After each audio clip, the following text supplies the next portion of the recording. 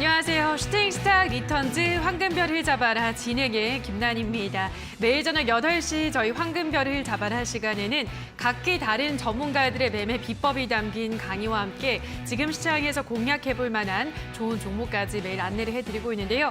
이 시간 함께 하시면서 우리 시청자분들의 투자 실력도 쑥쑥 늘려보시기 바랍니다. 자, 그리고 저희는 방송이 끝나도 전문가와 함께 할 수 있는 공간을 노란톡에서 마련을 해두고 있는데요. 샵 826번으로 상한 김용덕이라고 보내주시거나 지금 나가고 있는 QR코드를 휴대폰 카메라만 가져다 대시면 바로 노란톡에 입장이 가능하니까요. 들어오셔서 전문가와 더 많은 소통을 이어가 보시는 것도 좋을 것 같습니다. 자, 그럼 오늘 이 시간 함께 만들어갈 전문가를 화면으로 만나보시죠.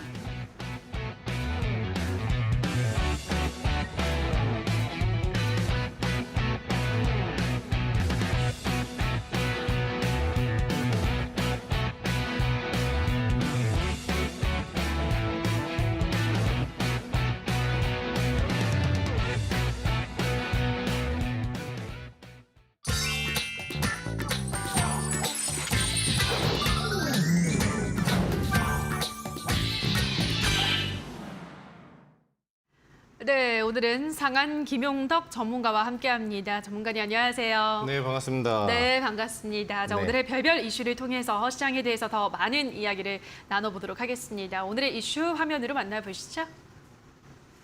예, 중국 경제 보복으로 들어가나라는 헤드라인이 달려 있는데요. 아시아를 순방하고 있는 낸시 펠로시 미국 하원 의장이 중국의 강한 반발 속에도 대만을 방문을 하면서 양국 간의 갈등이 더 격화되지 않겠냐라는 우려감이 커지고 있습니다. 다만 그래도 오늘 시장은요, 전문가님, 그냥 단순한 노이체에 불과하다라는 쪽이 조금 더 우세했던 것 같습니다만 네. 전문가님에게 미중 다시 한번 갈등이 격화될 거라 보시나요? 아니면은 그 정도까지 안 갈 거라고 보시나요?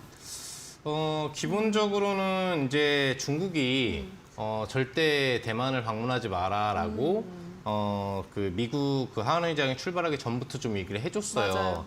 그래서 실제 일정표에서도 여러분들이 아시겠지만 대만 방문을 한다라는 얘기가 없이 사실 출발을 해줬는데 깜짝 방문을 해주는 부분에 따라서 중국이 이제 좀 분노를 하게 된 거죠. 그렇죠.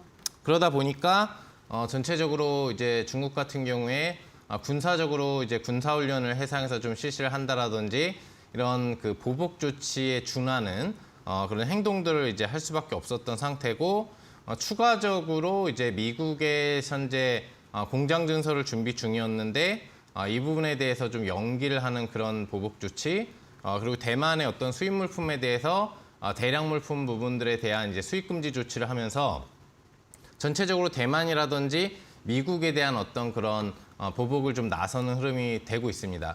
그래서 만약에 이게 이제 미중 무역 제2의 무역 전쟁으로 촉발될 것이냐에 대한 부분이 이제 포인트가 되었었는데 다행히 이제 미국 측에서 이 부분에 대해서 뭐 특별하게 그렇게 반발을 한다거나 역공격을 한다라든지 이런 멘트를 크게 주지 않고 있는 것 같아요.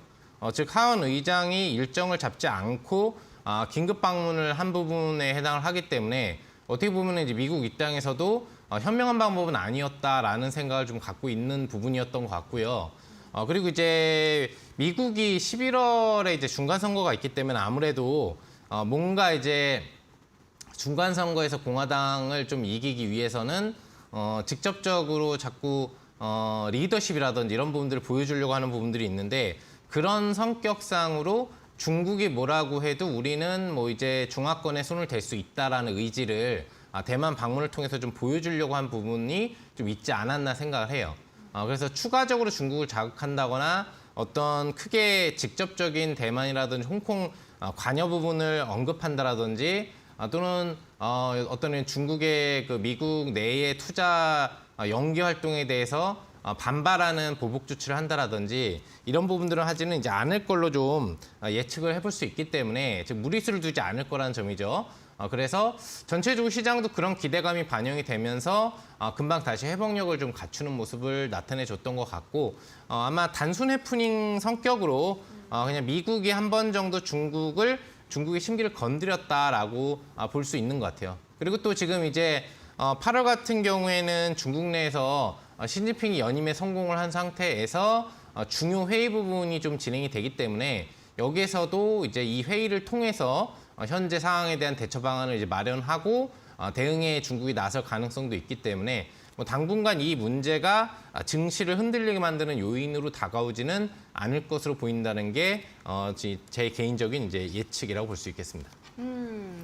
네, 단순 해프닝으로 넘어갈 가능성이 높다라고 말씀을 해드렸기 때문에 뭐 이 부분에 대해서는 우리가 뭐 크게 우려하지 않고 시장의 또 본질을 한번 꿰뚫어 보도록 하겠습니다.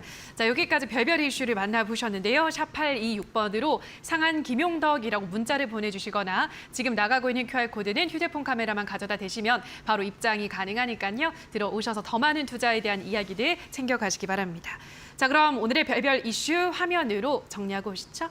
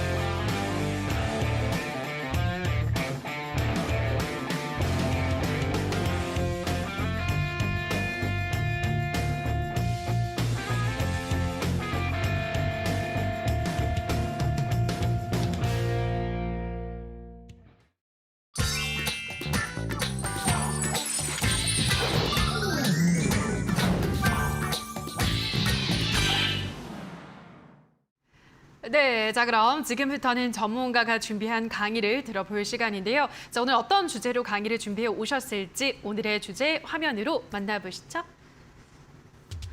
별 따는 법 오늘의 주제입니다. 8월 주요 경기 지표 체크.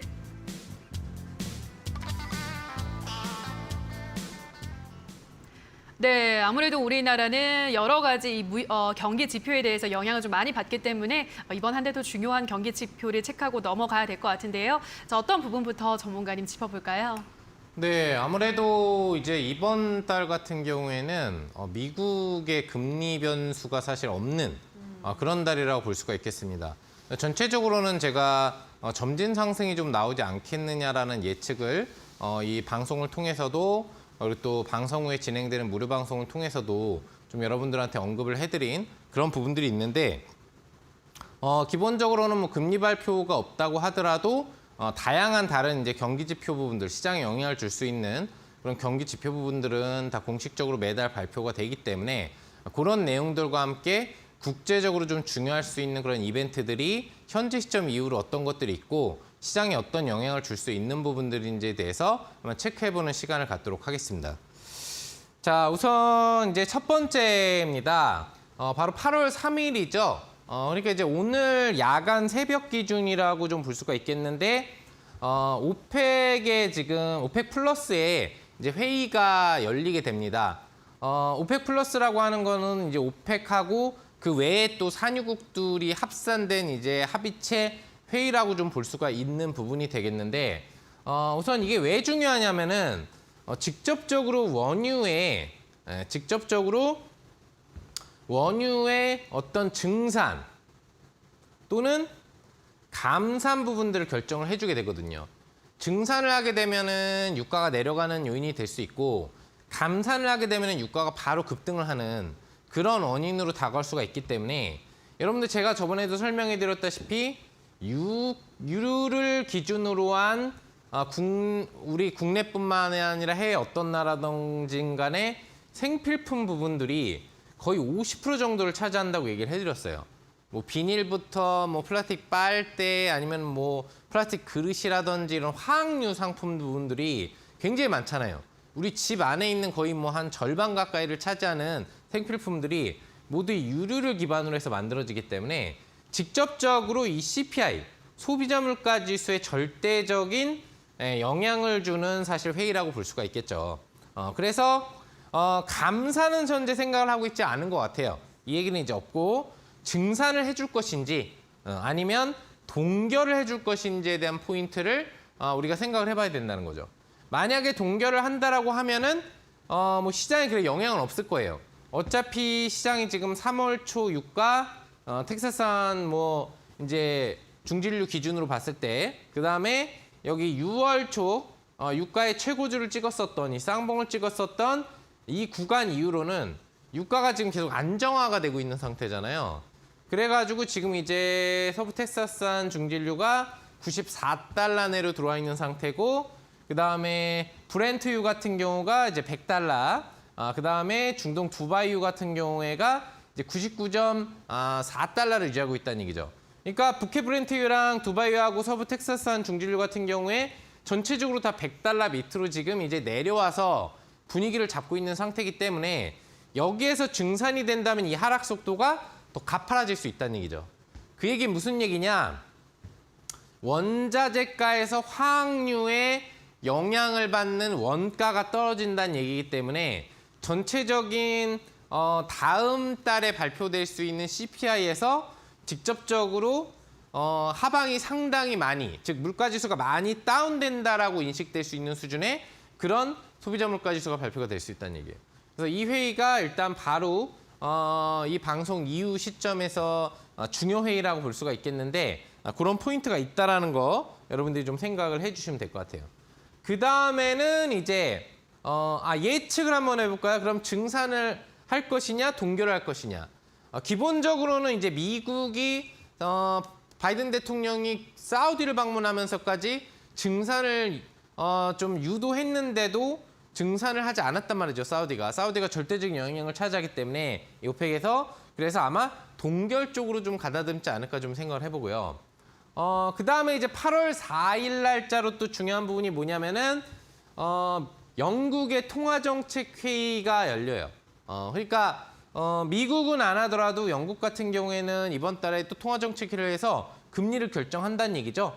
현재 영국의 중앙은행 기준금리가 0.25% 인상 부분으로 1.25% 정도예요. 그러니까 미국하고 우리나라가 2%에 대한 어떤 금리가 넘어서는 부분에 비해서는 아직까지 상당히 낮은 수치라고 좀 볼 수가 있겠죠. 그래서 빨리 시작했어요. 근데 금리 인상 같은 경우에는 미국보다도 조금 빨리 작년 11월 이후부터 금리 인상을 조금씩 이제 시작을 0.25%씩 기본금리 인상을 시작해 준 게 이제 영국인데, 이 이상의 어떤 기본 스텝 이상의 인상을 해주지 않고 있죠. 근데 아시겠지만 지금 영국 같은 경우에 물가 지수가 미국보다도 좀 더 극심해요. 기본적으로 직전 발표됐었던 물가 지수 수치가 벌써 9.4%, CPI 수치가 9.4%가 나왔거든요. 이게 이제 한 10월 정도 되면 10%가 넘어갈 수 있다. 이런 얘기가 나오고 있기 때문에 일반 스텝으로는 조금 어렵지 않느냐. 이런 물가의 어떤 버블 현상, 그다음에 고물가 부분을 잡기에는 기본 스텝은 좀 어렵지 않느냐라는 의견이 상당히 강하다는 거죠.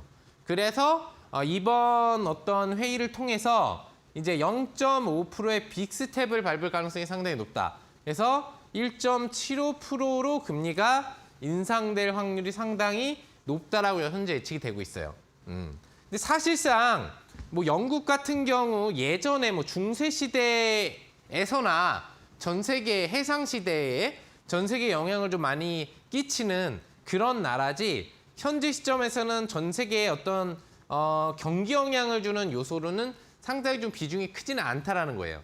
하지만 우리가 그래도 나름대로 어떤 최고 선진국 대열에 있고 그런 부분 회의에 항상 참석을 하는 나라의 어떤 통화정책 회의이기 때문에 예상 수준이나 방향성을 알아봤어요. 하지만 시장 영향력 부분들은 여기는 높다라고 나와 있는데 실질적으로는 높지 않다. 즉 여기서 만약에 빅스텝이 나온다고 하더라도 미국 증시에 영향을 준다거나 이럴 확률이 낮아요. 그리고 유럽 증시에도 크게 영향을 주지 않는다는 얘기죠. 왜? 영국 같은 경우에는 유로존 연합 부분에서 사실상 탈퇴한 상태라고 볼 수가 있기 때문에 유로존에 영향을 줄 수 있는 요인도 아니죠. 그냥 영국 자체의 어떤 경기 흐름에 영향을 줄 수 있는 그런 부분들이라고 좀 보시면 될 것 같고요. 자, 그 다음에는 이제 8월 4일. 추가적으로 하나가 있어요. 그 전에 또 하나 알아볼 게 뭐가 있냐면은, 테슬라가 이제 주식 분할을 합니다. 8월 4일 테슬라가 주식 분할을 했는데, 뭐 3분할 정도로 한다는 것 같아요. 이거 자체는 지금 시장에서 좀 예측을 하는 부분 같은 경우에는 미증시 부양 효과를 좀 가져올 수 있다. 그렇게 얘기를 하고 있어요. 주식 분할을 한다는 것 자체가 주식의 숫자가 사실 이제 늘어난다라는 개념이기 때문에 테슬라 자체의 주가가 비싼데 그거를 싸게 해서 좀 더 많은 투자자가 참여할 수 있게 만든다. 뭐 이런 개념이잖아요. 그러니까 우리나라 같은 경우에도 삼성전자가 한 주당 주가가 너무 비싸니까 개인 투자자가 참여하기 좀 버거운 가격이라는 얘기죠. 몇백만 원짜리가. 분할을 해가지고 몇만 원짜리로 만들었더니 개인 투자자가 참여를 좀 많이 더 유도될 수 있는 그런 부분들이 많이 된 거죠. 그래서 이제 테슬라 같은 경우에는 실질적으로 미증시 그중에서도 나스닥에 직접적인 사실 영향을 주는 변동성을 주는 그런 또 회사이기 때문에 이런 어떤 주식 분할에 의한 투자자 참여 빈도가 많아지는 기대치가 온다면 미증시의 상승 레벨업 효과에 도움이 될 수 있지 않겠느냐. 이런 얘기들이 좀 있다라는 거 기억을 하시면 될 것 같습니다.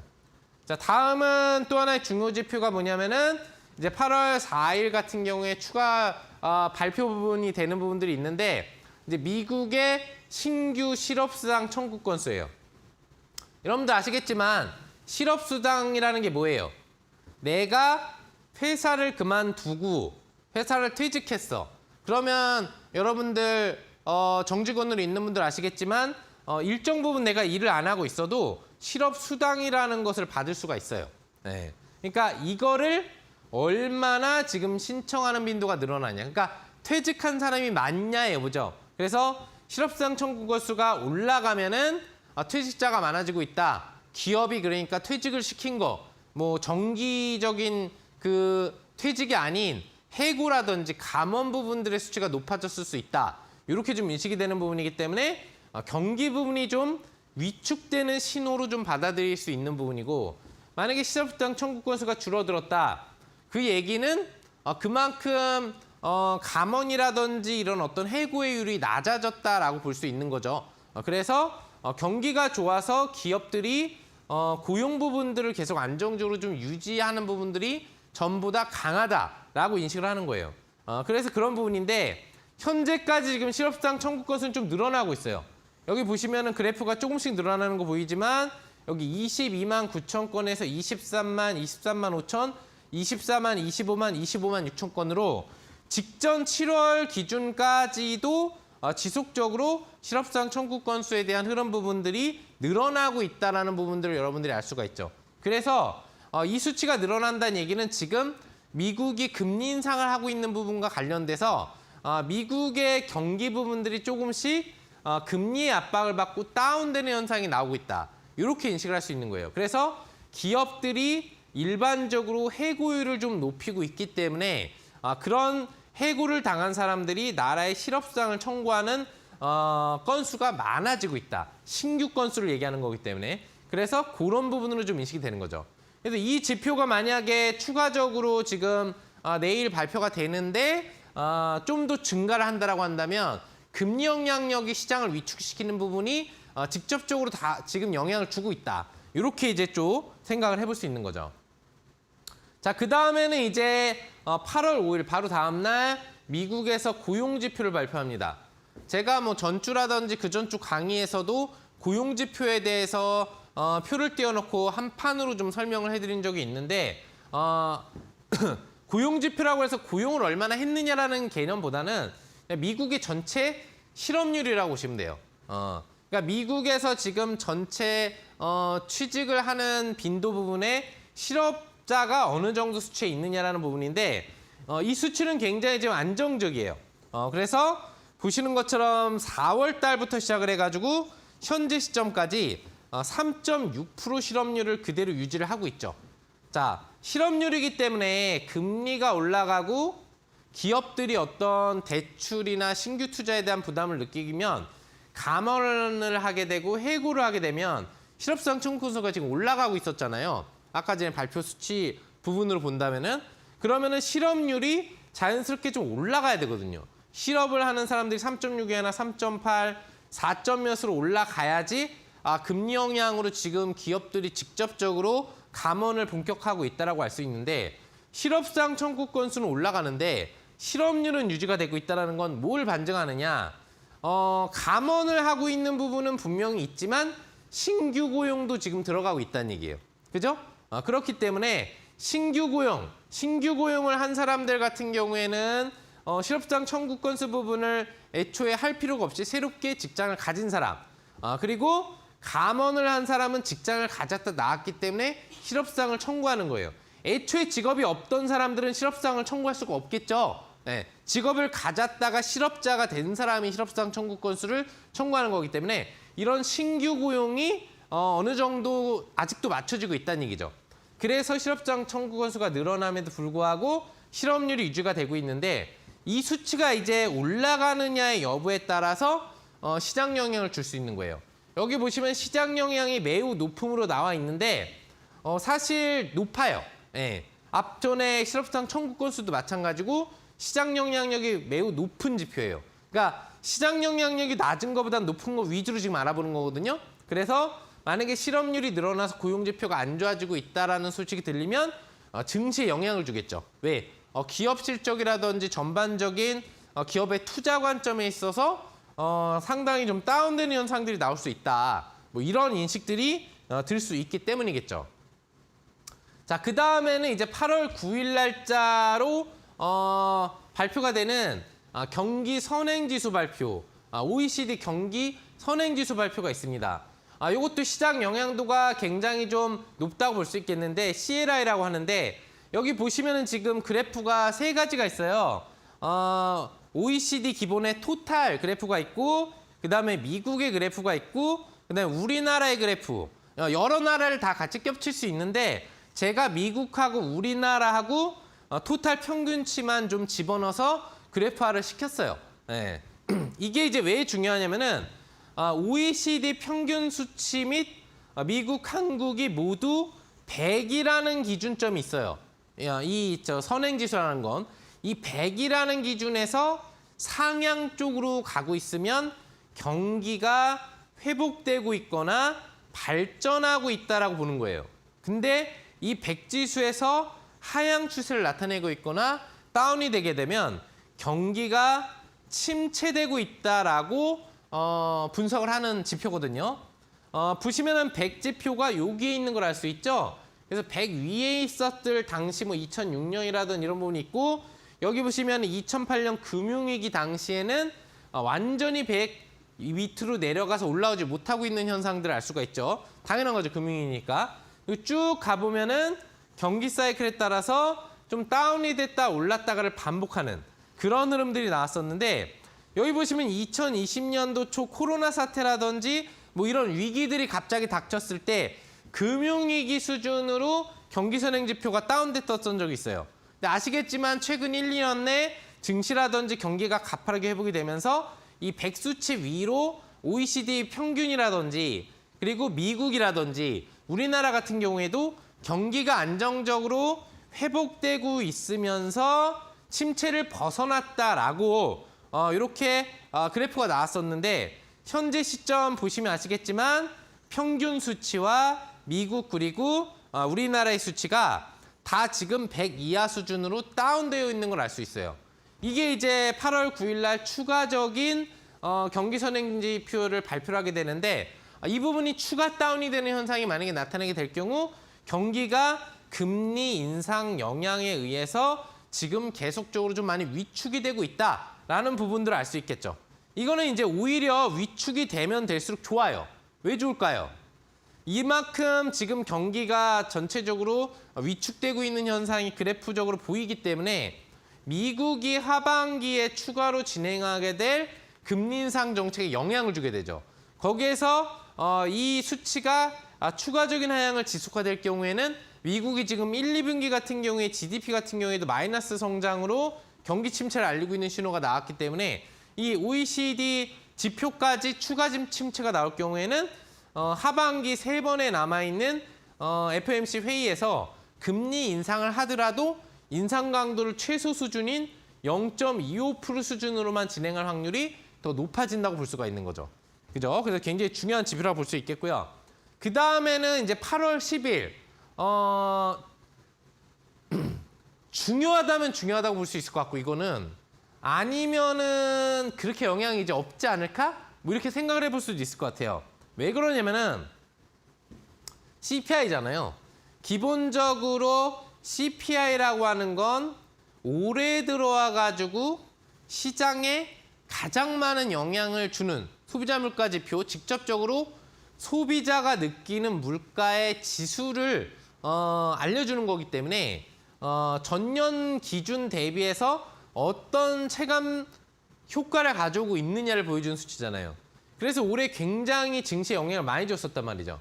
그래서 만약에 CPI가 시장 예상치에 비해서 올라가게 되면 미국 같은 경우에 급락이 나와버리는 그런 현상이 나오게 되고, 당장 저번 달만 하더라도 어떤 미국 증시 및 전 세계 증시의 급하락, 즉 좀 비열을 쓴다면 떡락을 이끌었었던 중요 지표가 이제 CPI라고 사실 볼 수가 있었는데, 이게 이제 왜 안 중요할 수도 있다라고 했냐면은 이번 달에 발표됐던 6월 지표가 9.1이 나왔는데도, 그러니까 시장 예상치가 8.8이었는데 9.1이 나왔는데도 증시 영향이 없었어요. 미증시조차도 선물 지수가 450포인트 순간 하락을 한 부분 외에 그날부로 현물 장세에서 다 회복을 시켰단 말이죠. 그래서 전체적으로 발표가 되더라도 시장 영향을 안 줄 수도 있지만, 시장 예상치를 너무 벗어나는 수치가 나오게 된다면 또 한 번의 시장 영향을 줄 가능성은 있다라는 걸 우리가 생각을 해봐야 되겠죠. 만약에 기본 요소는 알고 들어가지 말자고요. 기본은 원래 예측보다 실제가 높으면 좋은 거라고 그랬죠. 네, 이론상으로는. 근데 워낙 고물가 지표가 나오고 있기 때문에 역사이클이 나와버리면서 예측보다 실제가 높으면 안 좋은 그런 버블 물가지수 현상으로 지금 인식이 되고 있다라고 얘기를 했는데, 만약에 지금 예측치가 보시면 8.9예요. 그러니까 저저번 달 수치에 대한 흐름 부분들이 기본적으로 9.1이라는 수치 발표가 나왔는데, 이것보다는 지금 한 0.2가 낮아지지 않겠느냐라고 월가에서 예측을 하고 있단 말이죠. 근데 이 예측치를 만약에 많이 상회한다. 즉 9.1 정도는 나와도 되는데 9.5가 나온다거나 10 가까이 나오게 되면은 이 경우에는 증시 영향도의 급락을 유도할 수 있단 말이죠. 네. 근데 만약에 9.1 미만, 시장 예상치 8.9를 상회하더라도 9.1 정도보다 미만으로 나오게 되면 시장 영향도는 없거나 오히려 이제 물가가 정점을 찍고 떨어지고 있다라는 인식 속에 호재가 될 수 있다란 말이죠. 뭔 얘기인지 아시겠죠? 네, 발표 시간 같은 경우에는 보시면은 이제 뭐 9시 반에 발표를 하게 되는데, 우리나라 시간 기준으로 해가지고 9시 반에 발표를 한다고 보시면 되겠는데, 그래서 전체적인 흐름 부분들을 놓고 본다면은 결과적으로는 굉장히 높은 수치의 발표가 만약에 나온다. 그러면 시장 하락을 유도하는 변수가 될 수 있다는 얘기예요. 하지만 적정 시장 예측치의 범위 0.3% 범위 상방 내로 나온다면 시장 영향은 안 주는 요소가 될 수 있다는 얘기죠. 근데 제 예측을 좀 해드리면은 아마 시장 예측치 8.9보다도 좀 더 낮게 나올 확률이 높다고 봐요. 왜 그러냐면은 기본적으로 우리가 9.1이라는 발표 수치가 나온 이 물가 지표, 6월의 물가 지표를 이제 7월에 발표한 수치는 원자재들이 다 정점을 어디서 찍었다고 그랬죠? 네, 6월 초순에 찍었어요. 그리고 이렇게 내려오는 과정에 있는 이 수치였단 말이죠. 근데 7월 같은 경우에 발표 수치를 이제 이번 8월에 발표하는 거잖아요. 7월은 원자재가 여기서 더 다운이 되어 있는 상태라는 얘기죠. 그러니까 이 원자재를 기반으로 한 상품 가격, 그 상품 가격을 기반으로 한 소비자가 소비한 수준의 물가 지표가 발표되는 거니까 당연히 저번 달 발표 수치보다는 다운될 수밖에 없는 게 정상이다라는 얘기죠. 그래서 아마 그렇게 7월 CPI 발표 기준은 8월 증시에 큰 영향을 주지는 않을 걸로 보이고 크게 무리는 없을 걸로 보인다라고 좀 예측을 해볼 수가 있어요.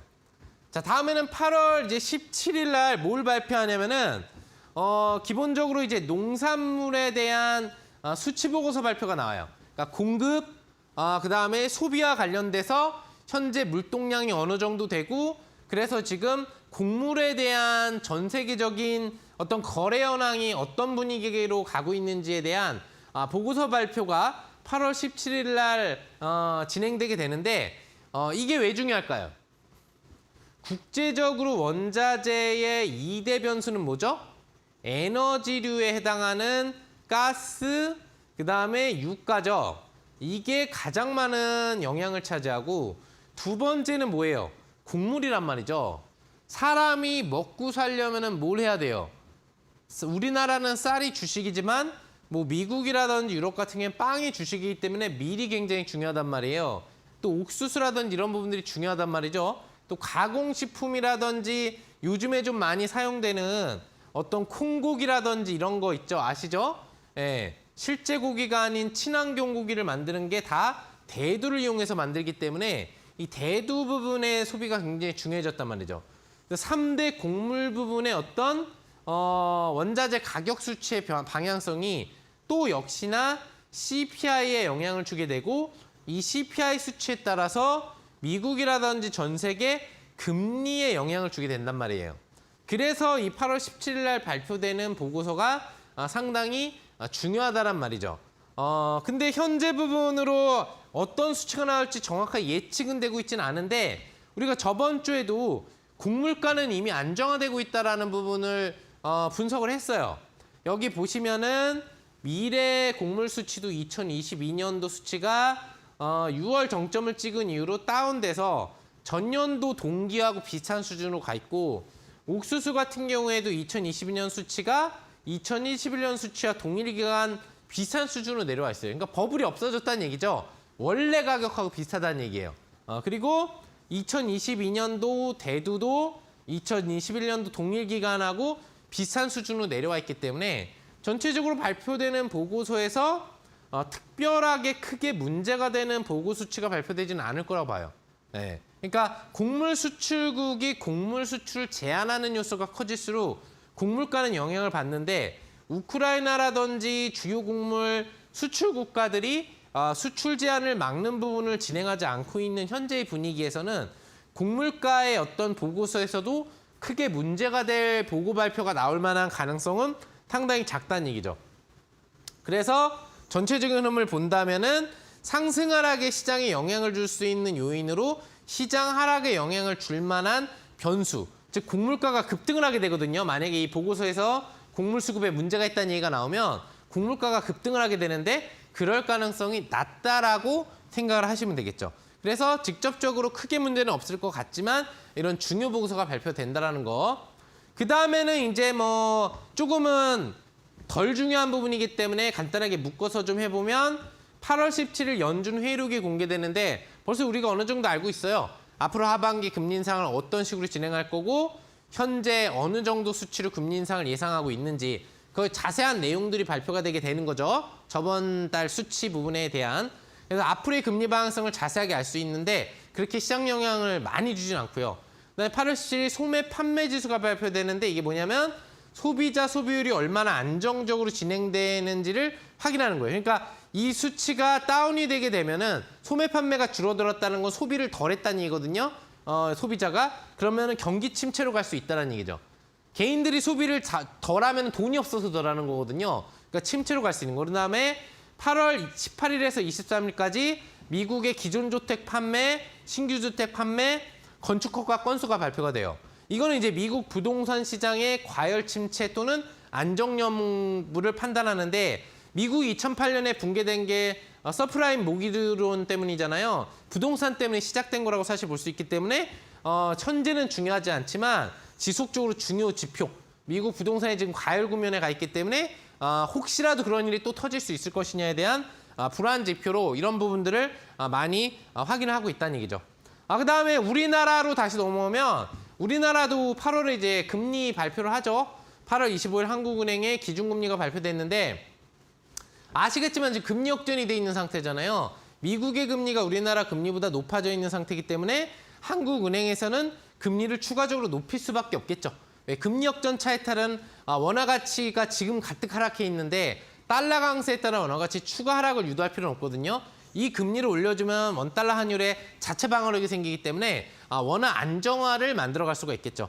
그래서 아마 빅스텝을 진행할 가능성이 높지 않겠느냐 예측을 해보시면서 당일 시점에 시장에 어떤 변동성 영향은 줄 수가 있다라는 걸 생각을 해보시면 좋을 것 같아요. 그다음에 이제 마지막으로 여러분들 좀 생각을 해보면 8월 25일에서 27일 잭슨홀 미팅이 있어요. FOMC를 하지 않는 대신에 1년의 행사 중에 가장 중요한 전 세계 주요 어떤 경제 관련 그런 대표들, 나라 대표들이 모여가지고 앞으로의 전 세계 경기 부분의 방향성을 좀 미팅하는 행사가 있게 되는데 우리나라 하는 은행장이 이번에 최초로 마지막 연설 브리핑을 준비하고 있어요. 뜻깊은 행사고 지금 긴장해 있는 게 역력히 보이죠.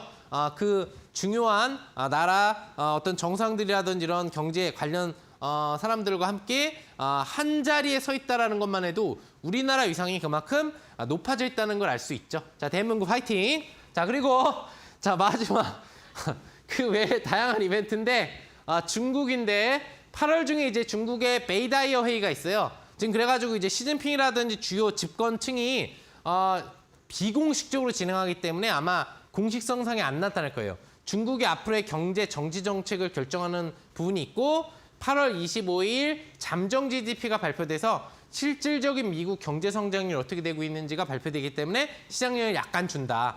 마지막으로 8월 26일 미국 PC 개인 소비 지출 물가지수 발표가 되는데 실제 시장 영향도가 중요하다고 보고 있지는 않은데 연준이 이거를 굉장히 중요시 생각한다고 해요. 그러니까 연준의 금리 하반기 방향성에 영향을 많이 줄 수 있다는 걸 생각을 해볼 필요가 있겠죠.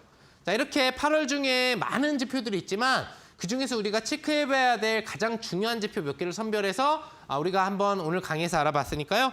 여러분들 이 날짜별로의 이런 지표 부분들을 확인해 보시면서 주식 투자하시는데 조금이라도 도움받으시면 좋지 않을까 생각해 봅니다. 오늘 강의 여기서 마무리하겠습니다.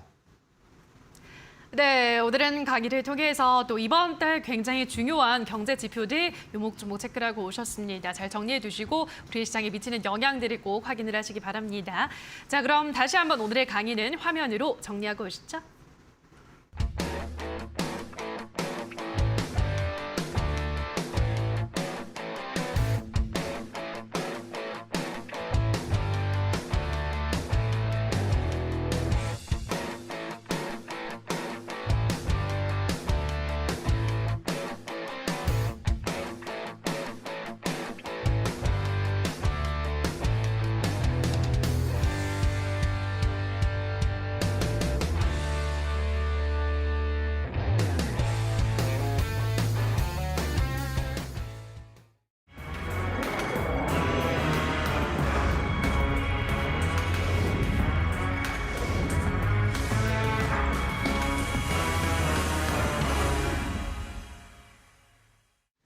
네, 자 그럼 지금부터는 전문가가 방송에서 소개를 해드렸던 종목에 대해서 AS를 바라보려고 하는데요. 자, 첫 번째 종목으로는 아프리카 TV를 보도록 하겠습니다. 방송에서 소개를 한 이후로 종목이 주가가 잘 올라가면서 한 11%가량의 상승률을 보여줬는데요. 아프리카 TV는 요즘은 일단 또 좀 조정을 받고 있는 것 같습니다, 전문가님. 네. 지금 구간 어떻게 보고 있으신가요? 실적 발표를 하기 전에 조금 주가가 다운이 됐었다가 다시 이제 실적 발표 시 단기 반등 시도가 좀 나왔었던 것 같아요. 그리고는 또 좀 눌러주고 나서 지금 이제 오늘 같은 경우에 다시 4%대 반등 시도를 하고 있는데 제가 보기에는 이제 다중바닥 잡기가 좀 진행되고 있지 않느냐라고 생각을 해볼 수가 있어요. 그래서 월봉선상으로 보시면 워낙에 많이 빠졌어요. 2021년 상승폭을 거의 다 반납했단 말이죠. 그러니까 더 떨어질 자리가 없어요. 근데 이번에 실적 발표를 저번 달 말에 했는데 역도 사상 최대 실적 발표를 사실 했단 말이죠. 그래서 전체적으로 실적이 계속 좋아지고 있는데 주가가 다운될 이유는 없다고 보는 거거든요. 그래서 현재 바닥을 완전히 잘 확인을 하고 나면 주가의 상승 부분들이 좀 본격적으로 진행되지 않을까 생각을 하고 수급상으로도 그렇게 크게 매도 위주의 수급 현상이 보이고 있지는 이제 않기 때문에 전체적으로 큰 문제는 없다고 봅니다. 그래서 손절가 뭐 크게 터치할 우려 없고 목표주가 10만 원 정도 수준이니까요. 충분히 이번 달 중으로 달성 가능하지 않을까 생각을 해보고 있습니다. 네, 목표가 10만 원까지 계속 보유가 가능하다 설명을 해드렸고요. 다음 종목으로는 KB금융 보도록 하겠습니다. 이 종목은 주가가 크게 밀리지는 않은데요, 전문가님. 좀 횡보를 또 하고 있습니다. 이 종목 지금 어떻게 보고 있으신가요? 우선 이 종목 같은 경우에는 제가 이제 금리 인상 효과를 좀 바라볼 수 있는 종목이다라고 맞아요. 좀 얘기를 해드리고 그 부분으로 이제 미국의 금리 인상, 그보다 더 중요한 게 뭐냐면은 우리나라 금리 인상이에요. 왜 그러냐면은 지금 나라에서 은행권이 이자 수입을 너무 챙기고, 그러니까 은행 이자는 잘 안 주려고 하고 대출 이자는 많이 챙기려고 한다라는 것 때문에 사실 이제 이자율 조정 부분들을 좀 빨리빨리 많이 해주고 있는 그런 분위기거든요. 전체적으로 마진율이 높일 수 있는 대출 이자를 높이려고 한다면은 우리나라의 금리 인상 발표가 상당히 좀 중요하다고 볼 수 있겠죠. 아까 강의에서도 제가 얘기를 해드렸지만 이제 이번 달 후반부에 우리나라의 금리 인상 발표가 빅스텝으로 진행될 가능성이 높다고 했는데 그런 타이밍에 또 맞추어서도 은행권의 강력한 상승 흐름이 나올 수가 있다고 봐요. 그러니까 저번 달 차트를 보시면 저번 달 같은 경우에도 직접적으로 한은의 금리 인상 타이밍에 맞추어서 주가 급등 현상이 강하게 나왔던 거고 우리가 그걸 맞춰가지고 베팅을 해보자라고 했던 거기 때문에 그 이후로 우리나라의 추가 금리 변화가 없는 상태에서 고정적으로 변해 있는 이자율 부분에 정책을 유지하고 있는 거죠. 보시면 22평을 안착하고 이탈하지 않고 있다는 얘기는 추가 상승 준비를 하고 한은의 빅스텝을 좀 기다리고 있다는 얘기거든요. 현재 구간에서 안정적으로 유지를 하시면 이번 달 중 금리 인상 발표 직전과 발표 타이밍에 맞춰서 아마 충분히 우리가 52,000원 정도로 설정해 놓은 목표 주가 달성이 가능하지 않을까 좀 생각을 해보기 때문에 우량주잖아요. 여유를 가지고 유지하시면 되지 않을까 생각을 해봅니다. 네, 자 그럼 이어서 이번에는 비덴트라는 종목을 보도록 할 텐데요. 자, 비덴트는 지금 일단 주가도 조정을 좀 받고 있습니다만 어떻게 보시나요? 또 슈팅이 나올까요? 개인적으로는 비트코인의 시세가 좀 강력하게 올라가 주지 않겠느냐라고 좀 8월 부분에 기대를 하고 있는데 예상 외로 지금 그 하원 의장이 대만을 방문하면서 나스닥의 변수가 나온다라든지 전체적인 어떤 그런 부담되는 요인들이 나오면서 비트코인 시세가 더 레벨업 시킬 수 있는 자리에서 올라가지 못하고 다시 한번 무너지고 또 지지를 받고 이런 부분들이 반복되고 있어요. 나스닥 같은 경우에도 직전 최대 고점 구간대를 아직 돌파하지 못하고 있는 그런 흐름이거든요. 이게 돌파가 돼줘야 사실 나스닥 상품인 비트가 오르고 비트코인의 레벨업에 영향을 줄 수가 있고 그래서 직접적으로 국내 가상화폐 거래소 관련주가 오를 수가 있는데 현재 시점은 그래서 좀 누르고 있다고 봐요. 그래서 화면에 차트를 살펴보시면 제가 공략을 하고 나서 눌림이 나오고 있는데 특별하게 급락이 나온다거나 직접적인 하락이 크게 나오는 건 아니고 말 그대로 눌림이라는 걸 누구나 알 수 있는 그런 차트예요. 그리고 순저가로 지정해드린 11,000원에 좀 임박해 있긴 한데 현재 시점 이후부터 미증시도 이제 오늘 오를 걸로 좀 보이고 있고 전체적으로 중국발 위기가 해소가 되면서 미 증시 자체가 직전 고점 돌파 파동이 본격적으로 이번 주 후반에 나올 걸로 보이거든요. 자연스럽게 가상화폐 관련주들도 반등이 강하게 나올 거라 봐요. 그래서 비덴트도 이제 내일부터는 아마 양봉이 나오면서 직전 고점 15,000원에 대한 재돌파 시도가 좀 나오지 않을까 생각을 해보고요. 충분히 이번 달 중으로 목표 주가 달성이 가능할 거로 보이니까 편안하게 들고 계시면 되지 않나 생각을 해보겠습니다. 네, 자 여기까지 종목에 대한 AS도 함께 듣고 오셨습니다. 샵 826번으로 전문가와 함께 할 수 있는 노란톡도 많은 참여해 주시기 바라고요. 자 그럼 다시 한번 오늘의 이 종목들 화면으로 정리하고 보시죠.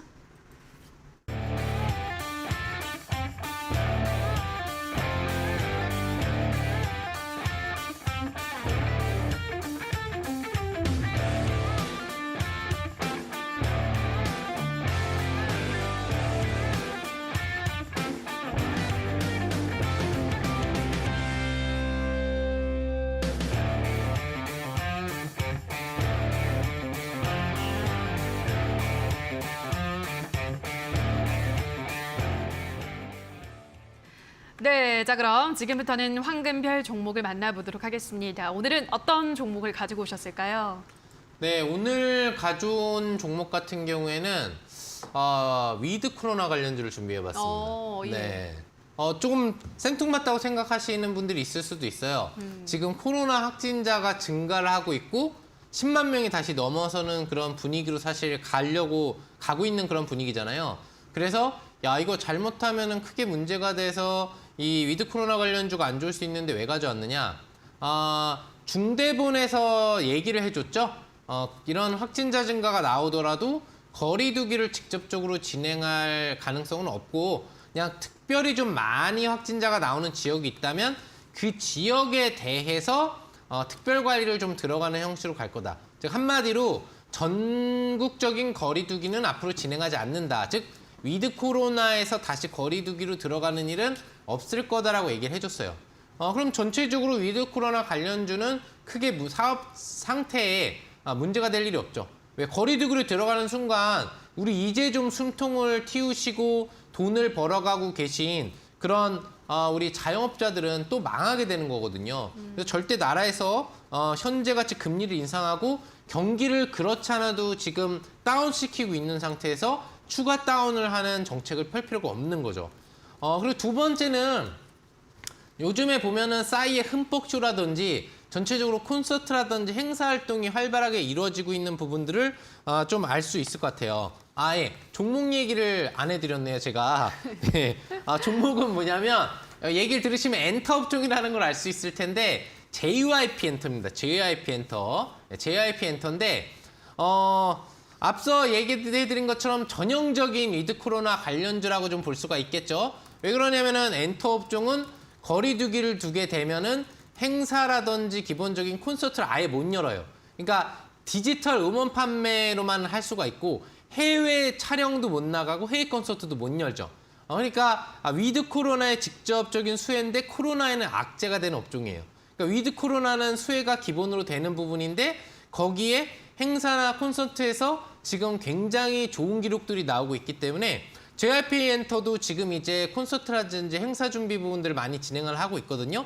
그와 관련된 앞으로의 어떤 시너지 효과를 상당히 기대해 볼 수 있다라고 또 판단을 해볼 수 있겠죠. 그리고 추가적으로는 이제 실적 개선 모멘텀인데 점점 실적이 좋아질 거예요. 그렇지 않아도 엔터 업종이 그렇게 실적이 코로나 시점에서 많이 안 좋아지지는 않았다고 볼 수가 있겠는데 실적에 대한 흐름이 앞으로는 좀 더 행사 콘서트 수입으로 증가하는 모멘텀이 나올 수 있기 때문에 전체적으로 상당히 긍정적이라고 볼 수가 있을 것 같아요. 자, 차트를 보시면은 차트가 오늘 굉장히 강한 상승률이 나왔어요.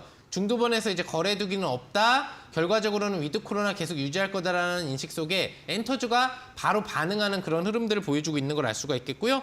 그래서 해당 종목 같은 경우에는 목표 주가는 직전 최대 고점 근처 수준에 해당하는 64,500원 정도 충분히 이번 달 중으로 가능하지 않을까 생각을 해보고 손절가는 그래도 좀 보수적으로 우리가 좀 여유롭게 보자. 추세형 종목이니까 48,000원만 이탈하지 않는다면 지속적으로 홀딩해보자는 전략 가져가 보시면 좋을 것 같습니다. 네, 오늘 가지고 온 종목은 JYP 엔터였습니다. 목표가는 64,500원, 손절가는 48,000원 제시해드렸으니까 가격 라인 참고하시고요. 자, 그리고 오늘 이어지는 무료 공개 방송에서는 또 더 많은 투자에 대한 이야기를 해준다고 하시는데요. 어떤 이야기 오늘 해주시나요? 네, 뭐 긴 말 필요하겠습니까? 여러분들 제가 무료 방송에서 이야기해드리는 특별한 무료 추천주들 최근에 성과가 좋기 때문에 여러분들 오늘도 참여하시면 앞으로의 시장 방향성 및 중요한 이슈 얘기뿐만 아니라 오늘 무방용 신규 무료 추천주 준비하고 있으니까요. 꼭 참석들 하셔서 추가적인 좋은 정보 받아가시기 바랍니다. 네, 참여 방법은 포털 검색창에 슈팅스탁 검색하고 들어오셔서 상한 전문가 사진 아래에 있는 방송 보기 버튼만 누르시면 바로 입장 가능하니까요. 들어오셔서 더 많은 투자에 대한 이야기들 챙겨 들으시기 바랍니다. 자, 저희가 준비한 순서는 모두 여기서 마무리 짓도록 하겠습니다. 저희 황금별을 잡아라. 내일 이 시간에도 알찬 정보 가지고 돌아오도록 하겠습니다. 오늘 방송 끝까지 함께해 주신 여러분 고맙습니다.